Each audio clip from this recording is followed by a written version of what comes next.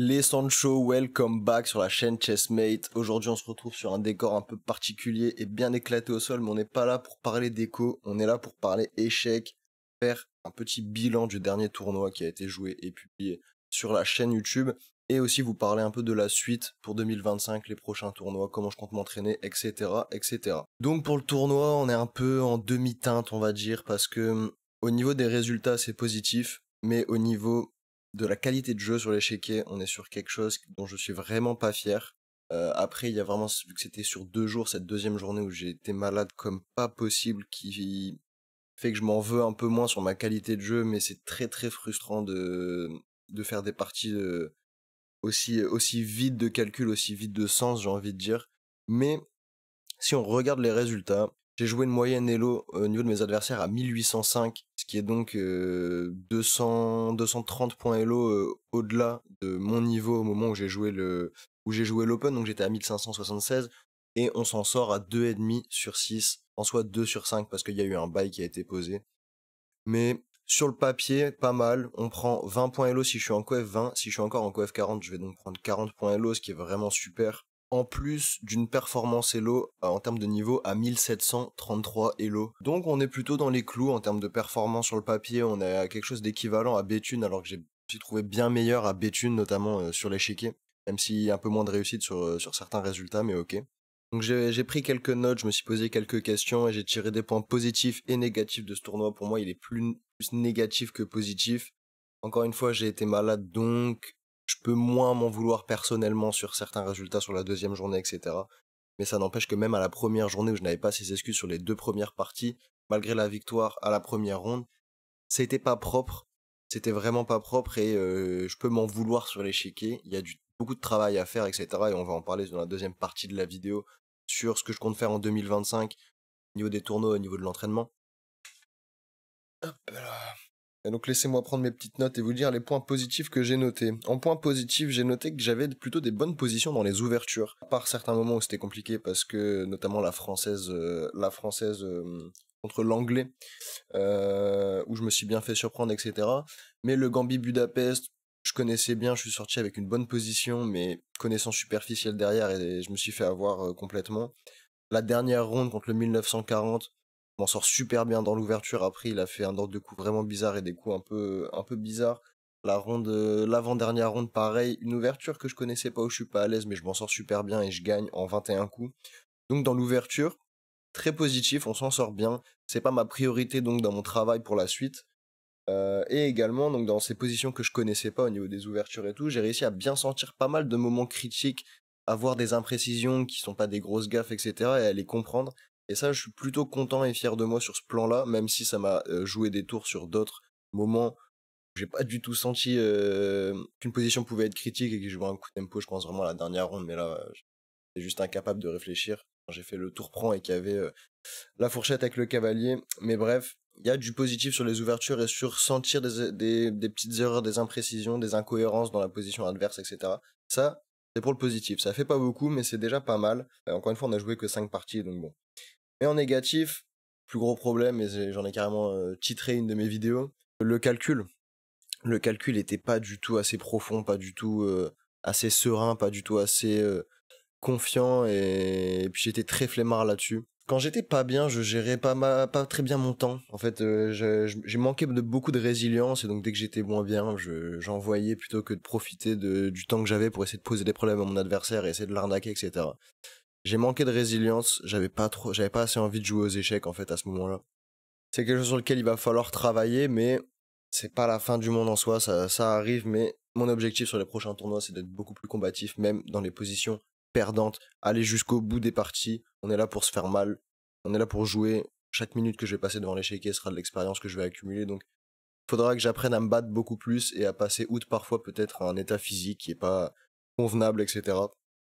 Prendre sur soi et jouer aux échecs à fond et tout donner pour atteindre mes objectifs, dont on va parler juste après encore une fois.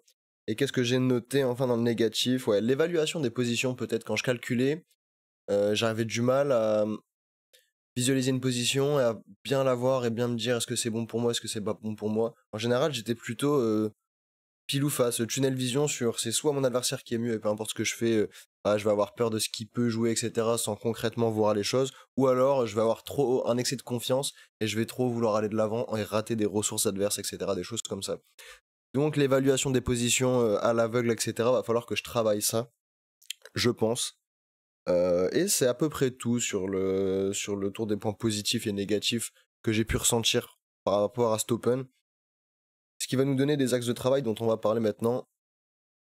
C'est quoi la suite pour 2025? Quels sont les prochains tournois? C'est la première chose dont on va parler. Alors le prochain tournoi que je vais jouer, c'est celui du Luc, l'Open du Luc qui se déroule du 5 au 11 avril. J'espère avoir mes congés pour pouvoir jouer sur cette semaine-là. C'est comme Béthune, 1h30 plus 30 secondes par coup, 9 rondes, etc. Donc un long tournoi où il y a moyen de faire une belle perf. Je crois qu'il n'y a qu'un seul Open dans celui-ci et donc tous les niveaux sont mélangés. Donc il peut y avoir de la malchance sur les tirages, on va dire, mais un Open que j'ai vraiment envie de jouer, donc on croise les doigts sur le fait que je puisse avoir mes congés. Ensuite, il y a le LMC, donc mon club qui va réorganiser un tournoi comme le dernier Open qu'on a fait sur un week-end, mi-avril ou fin avril, quelque chose comme ça, j'ai oublié les dates, mais ça, si je peux, je le fais évidemment. Également aussi tous les interclubs possibles, hein, dès que mon club a besoin de moi, qu'il y a une place dans n'importe quelle équipe, je le fais. Ça fait des parties, ça fait du contenu, c'est magnifique. Moi, dès que je peux faire des interclubs, je suis chaud et j'adore le fait de jouer en équipe en fait aux échecs. C'est vraiment sympa. Donc Interclub, j'espère pouvoir vous en débriefer sur la chaîne dans les prochaines semaines. Pour l'instant, malheureusement, je n'ai pas de date par rapport à ça. Et enfin, très lointain, mais c'est un peu l'objectif de l'année, Béthune 2025. J'ai commencé ma chaîne YouTube avec Béthune. Je veux faire un cycle de 1 an en finissant par l'Open de Béthune, l'Open B cette fois, parce que mon objectif de l'année 2025, c'est de dépasser les 1700 Elo pour pouvoir donc justement participer à l'Open B de Béthune qui est ouvert à partir de 1650 Elo.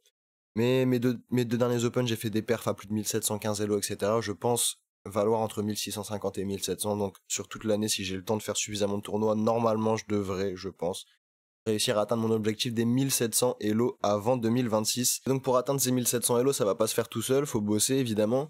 Pour ça, j'ai plusieurs choses de prévues que je vais vous présenter maintenant. Pour commencer ça, on a les fameux livres d'échecs. Ça fait un moment que j'ai pas lu de livres physiques. J'ai suivi pas mal de cours sur Chessable, etc. Et je veux me remettre à la lecture de livres d'échecs et j'en ai pas mal en attente, dont notamment un que j'ai commencé il y a quelques semaines. C'est Les échecs expliqués coup par coup de John Noon. Hop, je vous montre ça, comme ça vous reconnaîtrez la cover. Donc c'est un livre qui porte bien son nom, qui en fait reprend pas mal de parties pour illustrer pas mal de concepts généraux et plutôt globaux aux échecs, en expliquant quasiment 100% des coups qui sont joués, parce que la plupart des livres d'échecs, en fait, ils mettent des variantes, ils s'arrêtent sur une position, et là, ils apportent des explications, etc. Ici, dans ce livre, justement, ça permet d'éviter, en tant que débutant, et moi, ça m'arrive encore excessivement souvent, de lire une analyse, etc., et de pas comprendre comment on en arrive d'une position A à une position B après 5 coups, pas comprendre pourquoi certains coups sont bons, pourquoi certains coups sont mauvais, etc. Ça permet vraiment d'avoir je pense, une belle lecture analytique du jeu de A à Z. Et je pourrais peut-être vous en dire un peu plus quand je l'aurai terminé, mais en tout cas pour l'instant j'ai trouvé super intéressant cette approche-là en termes de pédagogie. Et c'est ça qui m'a attiré dans ce livre-là. Je savais pas trop à quoi m'attendre, mais pour l'instant, agréablement surpris par le début de cette lecture. Je vous en dirai plus tard. Également, et je pense pas que ce sera cette année que je vais les démarrer, mais sûrement en 2026, ce sera mon objectif, avant 2027 je pense, c'est d'avoir lu toute la série des livres Objectif Grand Maître de Jacob Haggard, un écrivain d'échecs très très connu. Je vous montre un petit peu la gueule des livres. On est sur cette série-là. Des livres comme ça, je crois qu'il y en a 4 ou 5 dans la collection de Objectif Grand Maître. Là, chez moi, j'ai le jeu stratégique aux échecs et le calcul aux échecs. Je pense que je commencerai évidemment par le calcul aux échecs, comme on a pu le voir dans ce qui n'allait pas sur l'Open du LMC. Et donc, j'ai quelques livres d'échecs, etc. J'ai également sur Chessable le cours, je crois que c'est le cours le plus vendu du site en plus, qui est 100 finales que vous devez connaître. Parce que ouais, les finales, malheureusement, en 4 ans d'échecs, je n'ai jamais vraiment bossé ça et c'est un problème. C'est tellement important, malheureusement, parce que qu'est-ce que c'est chiant à bosser. Personnellement, j'apprécie vraiment pas ça. Mais ok, un cours sur les finales, là, j'en ai fait un quart de ce cours-là. On a du coup un peu plus d'une centaine de positions expliquées, etc. Donc ce cours-là, qu'est-ce que j'ai d'autre? Pour 2025, j'aimerais également grandement étoffer mon répertoire d'ouverture. J'ai commencé à bosser E4, mais je sais pas si je veux vraiment l'intégrer sur mon répertoire de parties longues, mais je m'amuse énormément en blitz et en rapide avec E4 en tout cas. J'aimerais sûrement partir sur la catalane avec les blancs pour étoffer mon D4. Et je sais pas encore ce que je vais faire de mon répertoire avec les noirs. Soit je me prends un lifetime répertoire sur la française pour vraiment approfondir cette dernière qui est un peu chancelante ces derniers temps, ma française. Ou alors, contre 5, je tente une nouvelle ouverture. Et faut que... Je suis encore en pourparlers avec moi-même pour savoir si je continue à jouer la Shebanenko Slave contre D4. J'aime plutôt bien, mais c'est vrai que depuis que j'ai commencé à jouer E4, en fait, j'ai pas mal, on va dire que j'ai beaucoup plus d'ambition sur l'échiquier, en fait, tout simplement, et j'ai plus l'envie d'avoir des positions un peu chaotiques, etc. C'est pas les positions où je suis le plus à l'aise, c'est pas ce que je préfère, mais j'ai envie de me challenger, et j'ai envie d'être le joueur le plus complet en 2025, donc c'est pour ça que je m'amuse à jouer E4, pour varier au maximum les positions que je peux retrouver sur l'échiquier, pour pouvoir travailler le plus de positions possible et être le plus complet possible, etc. Donc je suis encore en pourparlers par rapport à tout ça, mais il y aura certainement de la catalane qui va arriver, du E4 qui va arriver, on va continuer à jouer le Gambidam avec D4 parce que c'est mon ouverture préférée. Avec les noirs, je suis encore incertain sur les ouvertures que j'aimerais jouer et travailler en profondeur parce que 2025, c'est tout ce que je compte faire, c'est vraiment... Là j'ai bien bossé mes bases, maintenant je vais approfondir des choses beaucoup plus spécifiques, etc. Au niveau des finales, je dois encore travailler les basiques, etc. Mais pour le reste, pour ce qui est les bases de l'ouverture, du milieu du jeu, etc., je pense être plutôt complet sur les bases, sur les fondamentaux, et donc j'aimerais commencer à approfondir mes échecs, aller sur de la nuance, etc. Donc avoir les ouvertures avec lesquelles je vais essayer de m'en sortir pour 2025. Également, je vais commencer à faire un live par semaine sur Twitch, le lien est dans la description de chaque vidéo. Je vais faire un live de 2 heures par semaine minimum, peut-être plus quand j'aurai le temps et l'envie, où on va faire quelques problèmes et surtout des 10 minutes avec analyse en mode entraînement vraiment sérieux. On n'est pas là pour envoyer de la build, c'est cliquer. On va essayer de training à fond, objectif 1007. Objectif 1007 Hello. Après peut-être que quand je me sentirai à l'aise, que j'aimerais live et que potentiellement il y aura des gens qui vont me suivre, etc., que j'aurai un peu de personnes présentes sur le chat, ça pourra peut-être me motiver à juste faire des live chill où on s'amuse, etc. Mais pour l'instant, l'objectif de ma chaîne Twitch est de moi, en fait, juste mettre en live une session d'entraînement sérieuse et en espérant que ça puisse vous plaire et vous donner envie, vous motiver. Et pourrez venir vous foutre de ma gueule sur moi qui galère à résoudre des problèmes. Mais ok, reprise des live Twitch, une fois 2 heures par semaine minimum avec des problèmes et surtout des 10 minutes avec analyse approfondie des parties. Training, on n'est pas là pour rigoler, on n'est pas là pour faire des blagues, même si j'aurais du mal à m'en empêcher. Donc, venez me suivre sur Twitch, le lien est dans la description. Et finalement, et c'est tout nouveau, dans mon club d'échecs, j'ai intégré un groupe de travail des échecs où on va faire minimum 2 heures par semaine avec 3 positions à analyser. Et ensuite, on envoie nos analyses à une joueuse très confirmée de notre club qui nous fait un retour et qui nous donne son avis sur notre vision de la position qu'elle nous a envoyée. Il y a une position dans l'ouverture, une dans le milieu de jeu et une en finale, ce qui permet de travailler ces échecs en profondeur. On va se poser, le but c'est de se poser la position sur un échiquier physique comme j'ai ici à ma droite et de réfléchir comme si on était en compétition, de pas du tout utiliser les ordinateurs, etc. et de travailler à fond sa puissance de visualisation, sa compréhension stratégique, améliorer sa tactique, etc. Donc, une belle opportunité pour s'améliorer.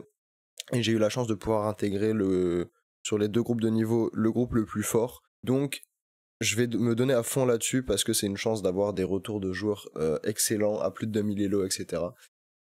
Donc il y a ça également que je mets en place pour bosser, sinon tous les jours de ma vie, chessable, au moins une demi-heure par jour pour réviser mes ouvertures et justement mes finales également.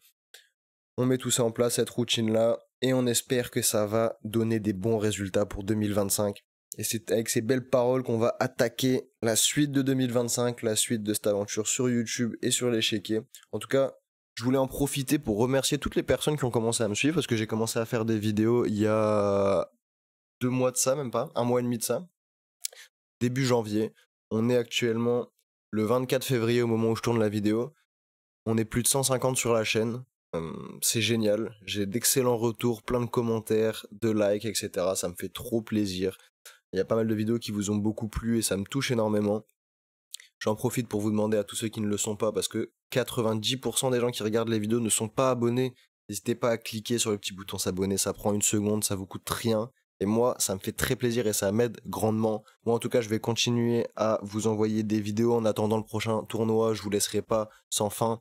Il y a d'autres projets qui vont arriver sur la chaîne en dehors des échecs physiques et officiels, qui est pour l'instant les seules choses que je propose sur ma chaîne. Je vais vous partager certainement des rediffusions de live si on a assez de contenu. Sinon, vous présenter des parties historiques qui m'ont marqué en tant que joueur d'échecs et qui peuvent être super intéressantes pour des gens qui cherchent à s'améliorer comme moi. Ou simplement, peut-être faire des parties longues sur internet, je les jouer sérieusement et vous faire des débriefs de ces parties un peu comme je peux le faire pour les parties officielles que je joue en physique. Je pourrais peut-être faire une série à côté ou peut-être un Road to 2000 sur Chess.com ou un Road to 2000 sur Lichess ou quelque chose comme ça où je vous présente des parties en 10 minutes sérieuses que je peux jouer sur internet. Il y aura du contenu comme ça qui va arriver. Moi, mon but, c'est de garder mon rythme de 2 vidéos par semaine, plus ce que je vais rajouter, donc un live Twitch de 2 heures par semaine. J'espère que ça vous plaira. N'hésitez pas à vous abonner, à liker, à commenter. Tout ça, vous connaissez. Encore un grand merci à tous ceux qui regardent encore à ce moment-là cette vidéo et à tous ceux qui regardent tout simplement. Je vous fais des bisous et je vous dis à la prochaine. Ciao, ciao.